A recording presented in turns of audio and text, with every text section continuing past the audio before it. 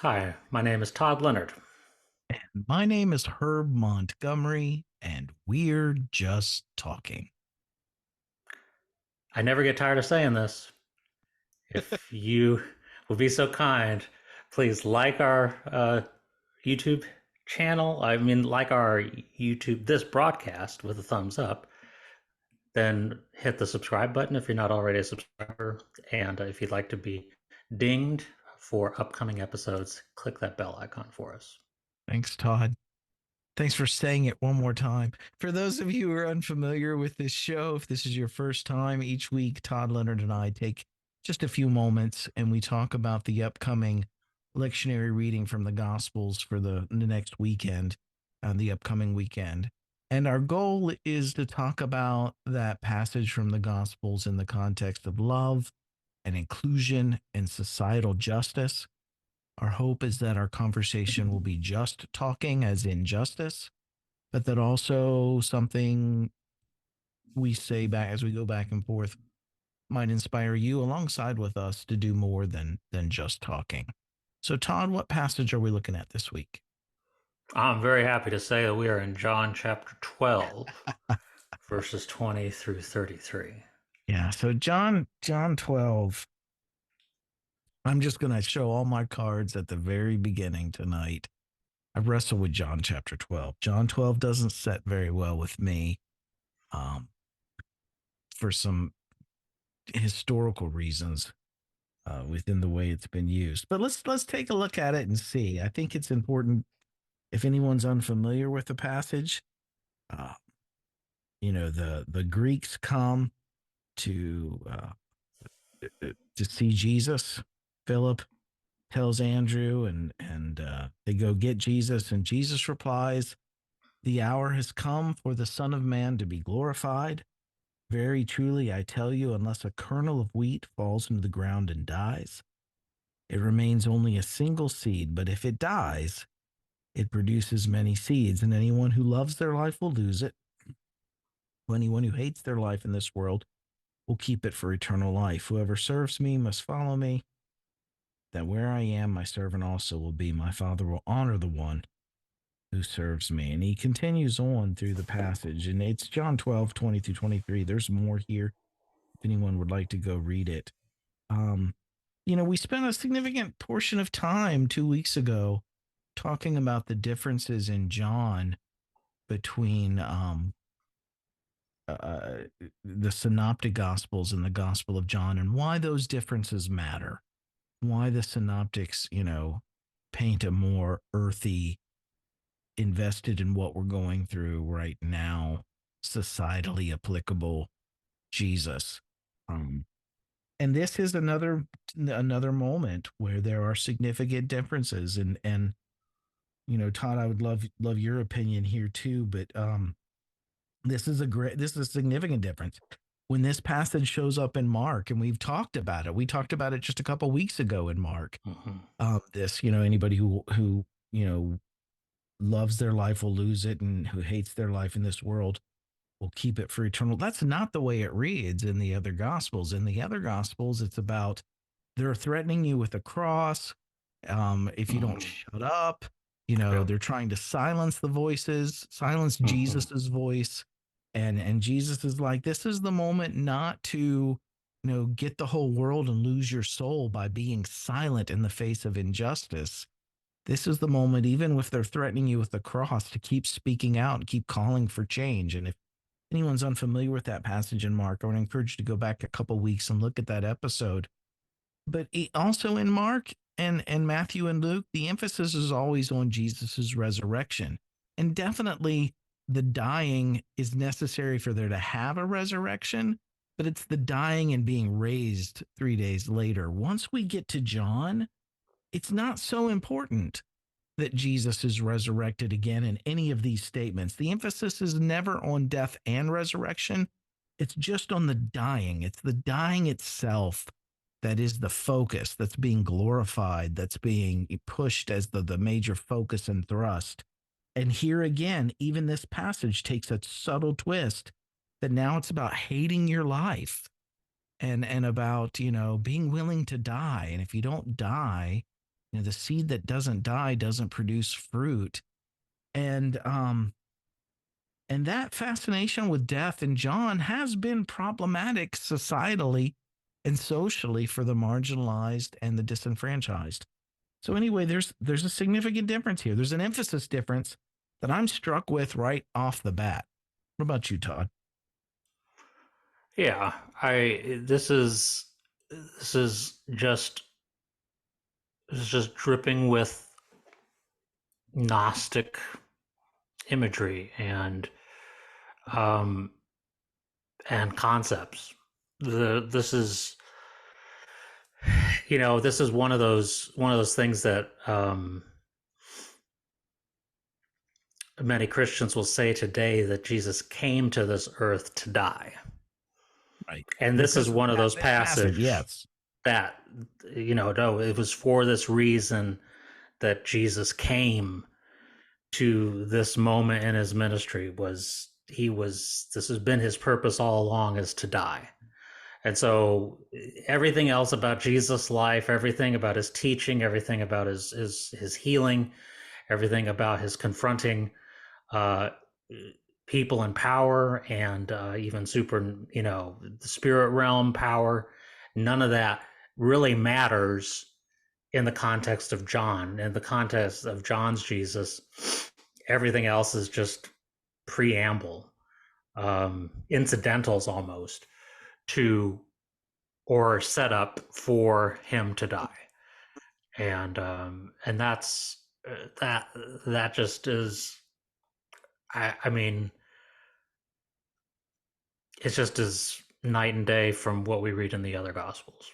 Yeah, in the other gospels, Jesus' state execution is just that. It's an unjust state execution, and it's an attempt to silence and to stop Jesus' salvific work.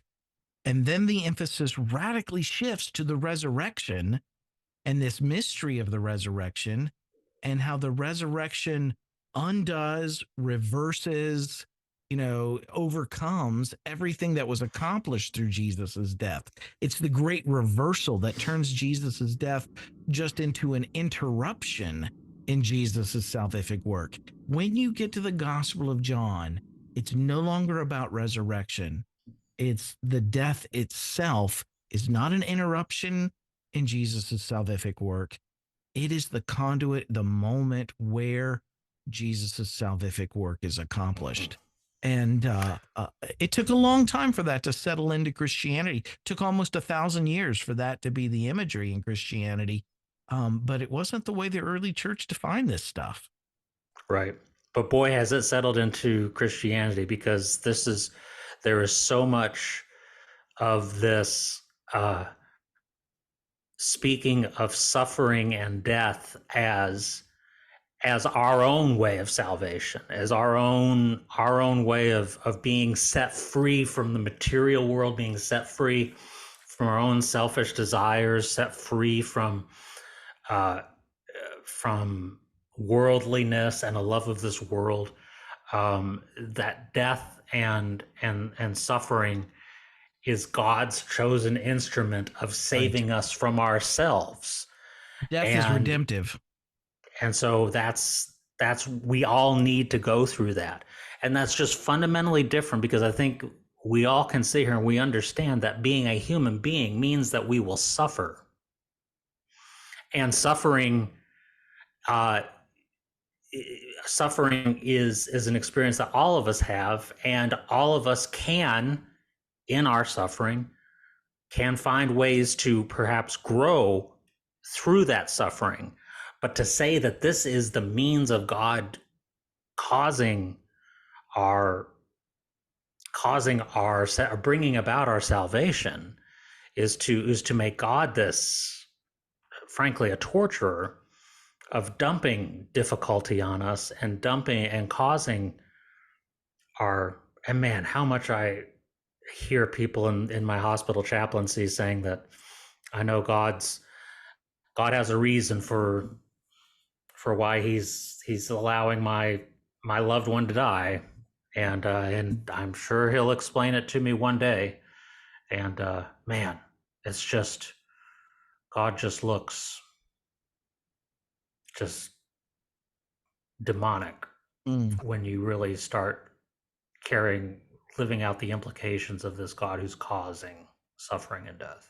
Yeah, when you reason it out in real life, it's problematic. And I want to talk a little bit more about that. Before we jump too far, though, I hadn't planned on recommending this book tonight, but this is a book. So some of you are familiar with this channel. You know my recommendation of the essay God So Loved the World by Brown and Parker.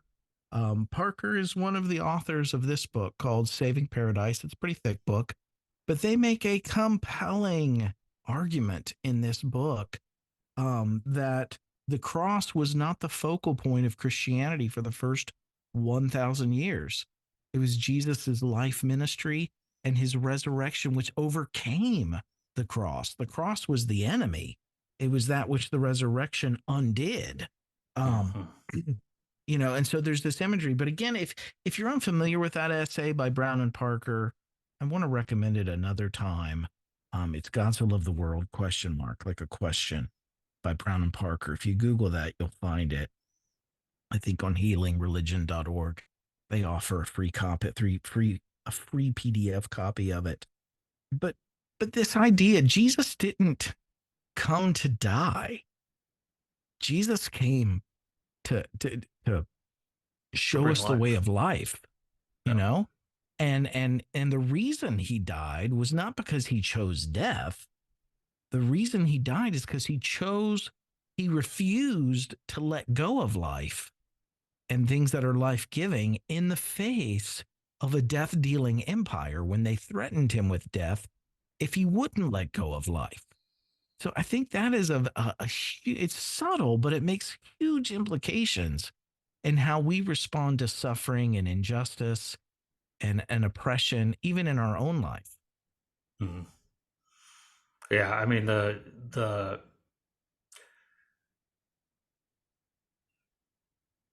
it becomes easy for someone like you and me, Herb, in our social position and cultural background to talk about um, How the redemptive noble suffering is. Yes. suffering Yes. of other people and how godly they were. And it belittles that suffering. It does. It It does. trivializes it. And it's like that was again a gift of God that Right. they would go through that and that they would shine like stars going through difficulty and suffering when no what should have been exposed and should have been confronted was evil by their oppressors, and that should have been exposed, and they should have all means should have been brought to bear to liberate uh, these people from their oppression and to put the oppressor to lead the oppressors to a place of being just and equitable in their behavior. That's what should have happened. There should not be any celebration of the suffering. There should be We're not a death cult. no. We're not singing hymns and spiritual songs, honoring what happened. Yep. It should be uh, condemned and we should be appalled. So the book that I just recommended was significant in my own journey. It even led us as a ministry at Renewed Heart Ministries to change our logo. Our logo used to be a logo that centered around the cross, the crucifix, and we saw how misguided that was. And we actually changed our logo to now, if you go and look at it, it's the imagery of it's the focus on the resurrection, the overturning and undoing of the cross. But I know this is going to come as a shock to you, Todd, but I prepared a couple slides for tonight. Hooray! Yeah, Herb and his slides. But so We should Brown have and like Parker. theme music for this part. We should have some music come up and That's say da da that's da what you can da. do for next week. I'll get some theme music. All right. Yeah, right. So Brown and Parker do a great job at critiquing the way defining Jesus's death as redemptive through the lens of penal substitutionary atonement, how harmful that has been in Christian history. So I'm not going to take time to really zero in on that much, because some people see they've already seen that, and so what they do is they choose other ways of explaining how Jesus's death is redemptive. They'll pick models like the moral influence theory or Christus Victor. And the more that I have looked at these throughout the years, the decades, the reason none of these theories settle the issue for us in the long term is because I think we're trying to answer the wrong question. You know, we ask this question: how does Jesus' death save us? And we come up with all these different theories. But what if Hmm. that's the wrong question? What if Jesus's death doesn't save us? What if Jesus's death was just exactly what the story says it was? It was the states pushing back against Jesus's call for shaping the world into the shape of love. And the focus should be on the joy of the resurrection, how the resurrection undid that death, that the salvific moment is through the teachings of Jesus and the resurrection. And so I want to take a moment and look at some of these. I've got three of them prepared, but just take a look at them, because the first one is their critique of Christus Victor. And then the second one is their critique of moral influence. And just because you reject penal substitution, it doesn't solve the issue if you just come up with a different way of explaining how death is redemptive. So I'm going to share my slide here real quick, my screen. Did that work? Can you see it yet? No, no. There we go. Is that up now? Okay. So Yep. this is from, again, God So Loved the World. And it says, such a theology, and it's talking about seeing Jesus's death as redemptive in any way, has devastating effects on human life. The reality is that victimization never leads to triumph. In other words, God doesn't save the world through doing somebody bodily harm. God respects even bodily autonomy in God's saving work. God didn't overcome death through more death. God overcomes death through death overcoming life. But anyway, it can lead to extended pain if it's not refused and fought. Whenever we see the death of Jesus as redemptive, what it leads to us in following that example, Jesus not just as our Savior, but as our example, it leads us to also now embrace death rather than, or suffering, rather than refusing it and fighting it. It can lead to destruction of the human spirit through the death of a person's sense of power, worth, dignity, or creativity. It can lead to actual death by denying the reality of suffering and death. The Christus Victor theory of atonement defames all those who suffer and trivializes tragedy. That's what we were saying a moment ago. The next statement, again, is where they critique another way of explaining how Jesus' death saves, and that's through the moral influence theory. And the moral influence theory, if anyone's unfamiliar with the moral influence theory, it's basically Jesus changes our hearts. He doesn't appease an angry God. He doesn't, like Christus Victor, overcome the power of the devil. He's changing humanity's hearts because we're so um, unjust and sinful. He's having a moral influence on us. And this one is more concerning to me. The Christus Victor and penal substitution, I got my issues with those. But this one is significant, and this is why. For moral influence theory is founded on the belief that an innocent suffering victim, and only an innocent suffering victim, for whose suffering we are in some way responsible, has the power to confront us with our guilt and move us to a new decision. This belief has subtle and terrifying connections as to how victims of violence can be viewed. One of the problems with this is that it prioritizes the redemption or salvation of the oppressor or the abuser over the rights of those who are suffering the abuse, especially the Mm. right to live, the right to have life. And the reason this one's so meaningful to me, Todd, is because this is fundamentally, as a teacher of nonviolence, this is how many times nonviolence has gone too far and taught an unhealthy redemptive suffering model for how nonviolent resistors or protesters are to act. They're to put themselves in Mm, harm's way, and mm, hope that their suffering their innocent suffering at the hands of their oppressors will somehow change their mhm, oppressors' hearts and mhm, minds. And again, it prioritizes the redemption of the oppressor over the victim's right to life, and trivializes their suffering. And when we deal with it there are spouses that have lost their lives by suffering at the hands of abusive partners, trying mhm, to change their hearts and minds rather than resisting that, setting up healthy boundaries, walking away, leaving the mhm, relationship.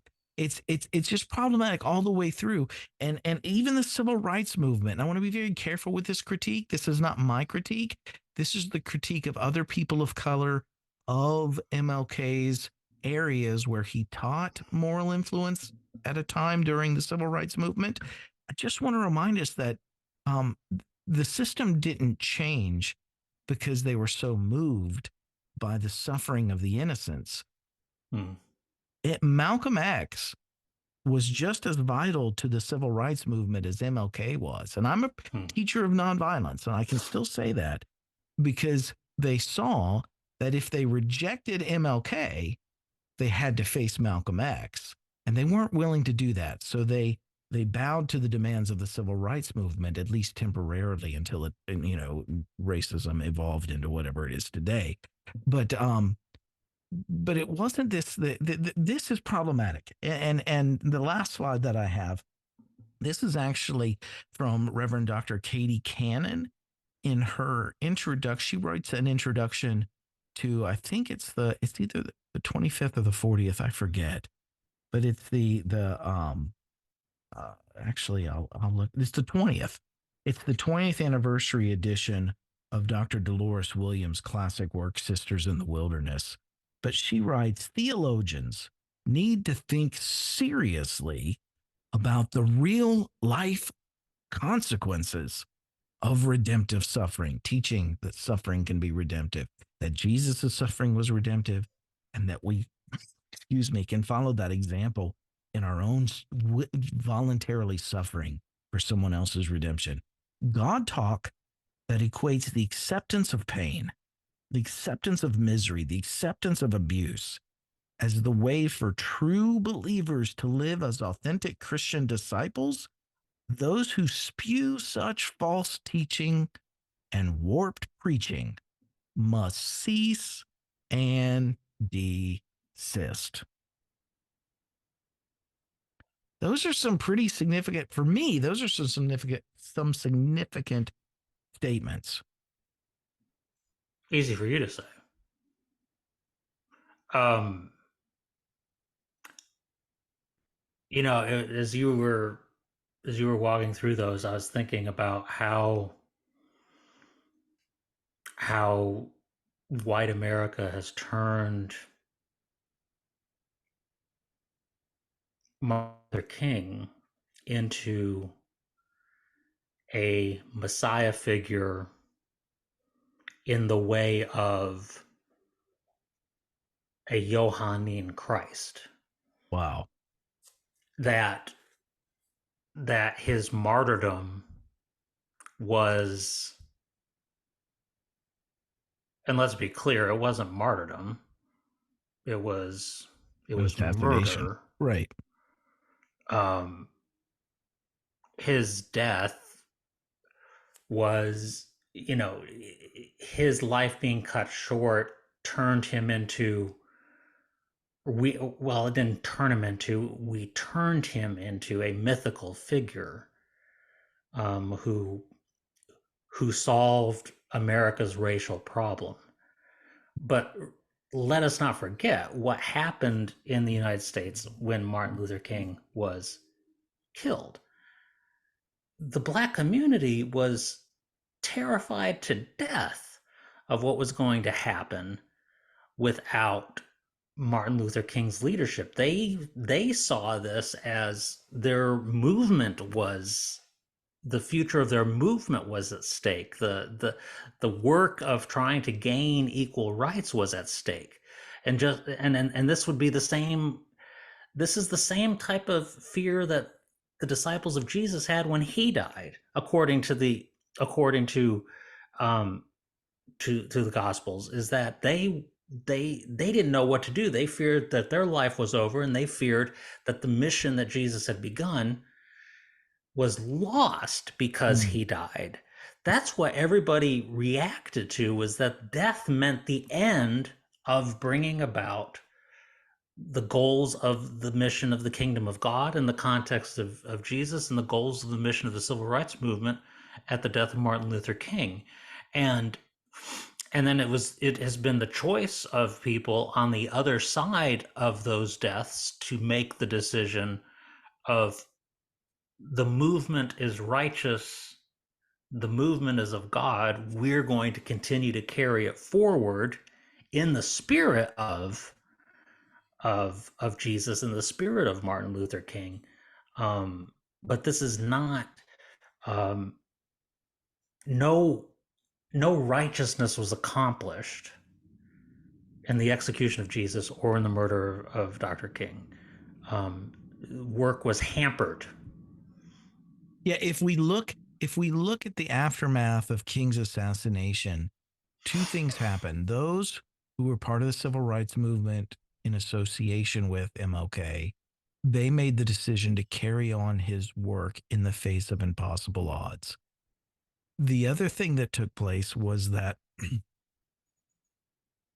the American empire co-opted the image of King and Mm-hmm. turned him into this patriotic hero when he Mm-hmm. was critiquing America during his life. He Right. became, you know what I mean? He became the hero.